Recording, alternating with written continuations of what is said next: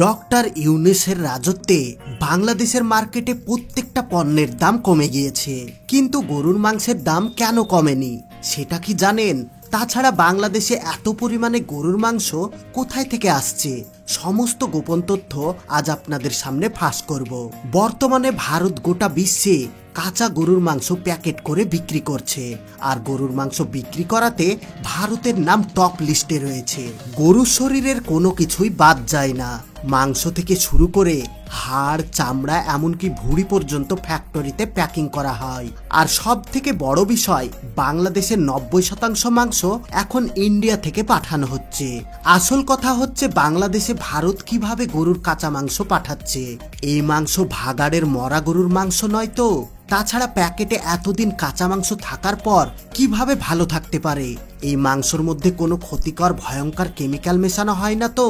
তাছাড়া ভারত থেকে এই কাঁচা মাংস প্যাকেট হয়ে বাংলাদেশের কোথায় আসে আর কিভাবে বা নিয়ে আসা হয়, সমস্ত কিছু জানবো আজকের এই ভিডিওতে। আজকের ভিডিওতে ফ্যাক্টরির সমস্ত গোপন তথ্য আপনাদের সামনে তুলে ধরবো।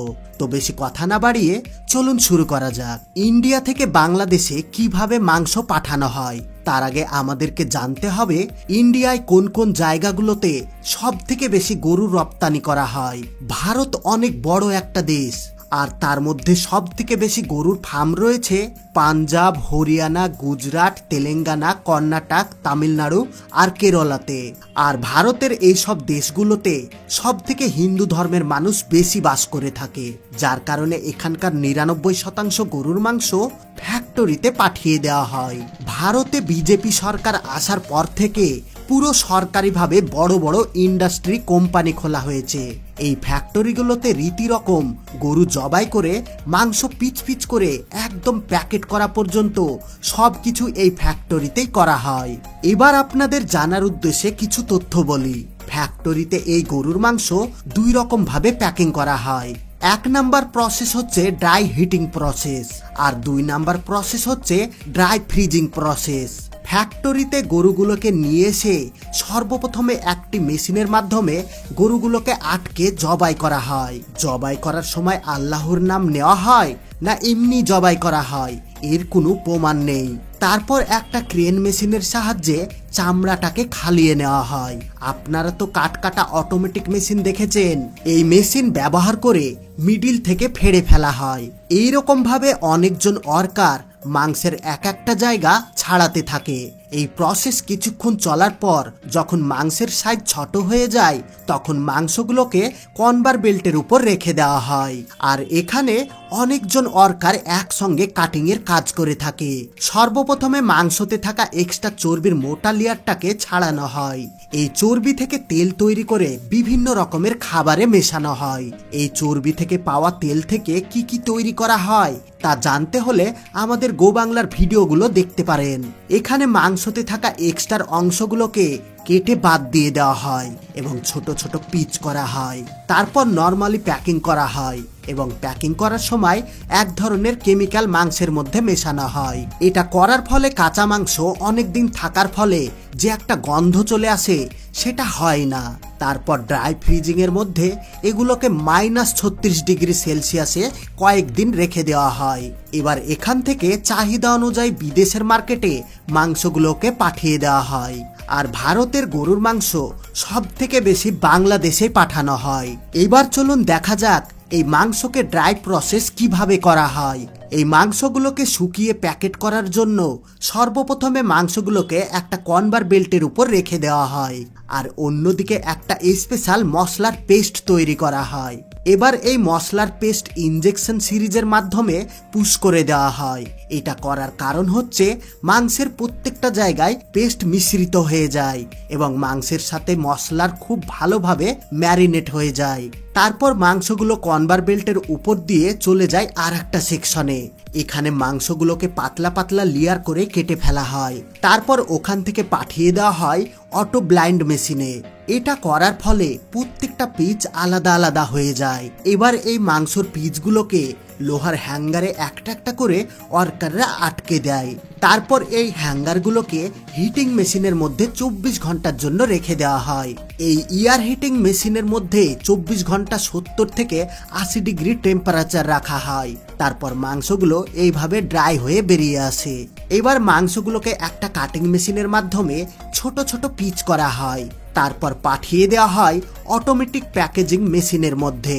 এই মেশিন মাংসগুলোকে নির্দিষ্ট ওজনে প্যাকেটে প্যাকিং করে দেয়। এটা তো ছিল মাংসকে ড্রাই করে প্যাকিং করার প্রসেস। এবার হয়তো আপনাদের বুঝতে বাকি নেই আসলে ভারত কিভাবে সারা বিশ্বে এই গরুর কাঁচা মাংস এক্সপোর্ট করে থাকে। ভারত গরুর মাংস সেল করাতে গোটা পৃথিবীর মধ্যে 5 নাম্বার স্থান দখল করে রেখেছে। তার মধ্যে শুধুমাত্র ভারত প্রতি বছর বাংলাদেশে 2 মিলিয়ন গরু সেল করে থাকে। এক কথায় বলতে গেলে ভারত থেকে এখন পুরো লিগাল ভাবে বাংলাদেশে প্যাকেট করে গরুর মাংস পাঠানো হচ্ছে।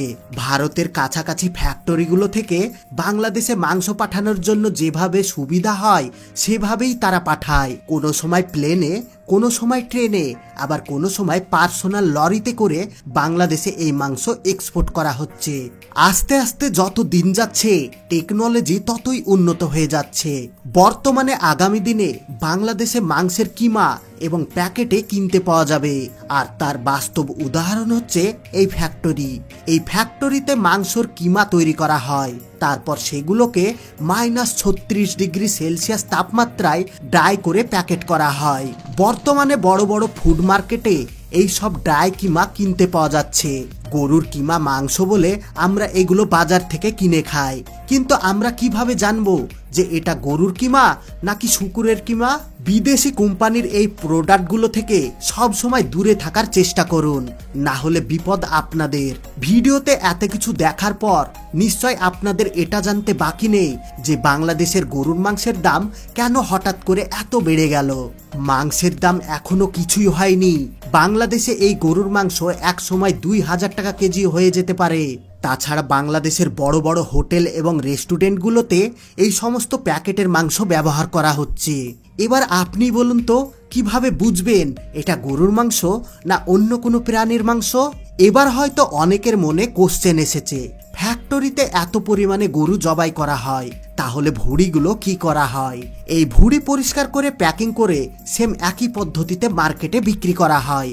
আর সেটা কিভাবে চলুন দেখা যাক। ভুঁড়ি পরিষ্কার করার জন্য রীতিরকম একটা রুমের মধ্যে অটোমেটিক মেশিন রয়েছে। এখানে ভুঁড়িগুলোকে একদম ক্লিন পরিষ্কার করে একটা জায়গায় রোল করে দেওয়া হয়। তারপর এগুলোকে পেস্টে পরিণত করা হয়। তারপর বেলুনের মতো এরকম প্লাস্টিকের ক্যারির মধ্যে লোড করে ড্রাই ফ্রিজিং করা হয়। তারপর মার্কেটের চাহিদা অনুযায়ী বিভিন্ন জায়গায় পাঠিয়ে দেওয়া হয়। এবার সব শেষে পড়ে থাকলো গরুর পুরো শরীরের বাড়তি হাড়গুলো। এই হাড়গুলোকে সর্বপ্রথমে একটা মেশিনে পেস্ট করা হয়। তারপর পেস্টের মধ্যে থেকে ক্যালসিয়ামকে আলাদা করা হয়। গরুর হাড়ের মধ্যে প্রচুর পরিমাণে ক্যালসিয়াম পাওয়া যায়, যা দিয়ে তৈরি করা হয় ক্যালসিয়াম ভিটামিন ওষুধ বা ক্যালসিয়াম ভিটামিন ট্যাবলেট। তারপর বাকি যে অংশ বেঁচে থাকে সেটা দিয়ে তৈরি করা হয় রাসায়নিক সার, যা ব্যবহার করা হয় ফসলের জমিতে আবাদ করার জন্য। আর অবশেষে গরুর যে চামড়া পড়ে থাকে সেগুলো ওখানে ফ্যাক্টরির একটা সাইডে প্রসেসিং করা হয়।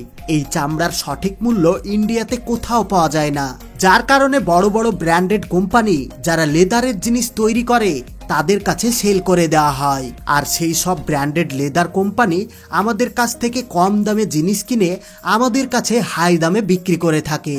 এই ঈদের বাজারে হয়তো আপনি লেদারের জুতো, লেদারের ব্যাগ, এমনকি লেদারের বেল্ট পর্যন্ত আরো নানান ধরনের প্রোডাক্ট আপনারা হয়তো কিনেছেন। আর সেই সব প্রোডাক্টগুলোর দাম তো একদম আকাশ ছোঁয়া। তো বন্ধুরা, কেমন লাগলো আজকের ভিডিও? যদি ভালো লেগে থাকে তাহলে ভিডিওতে এক্ষুনি একটা লাইক দিয়ে ভিডিওটি আপনাদের বন্ধু এবং ফ্যামিলির সঙ্গে শেয়ার করে দেন।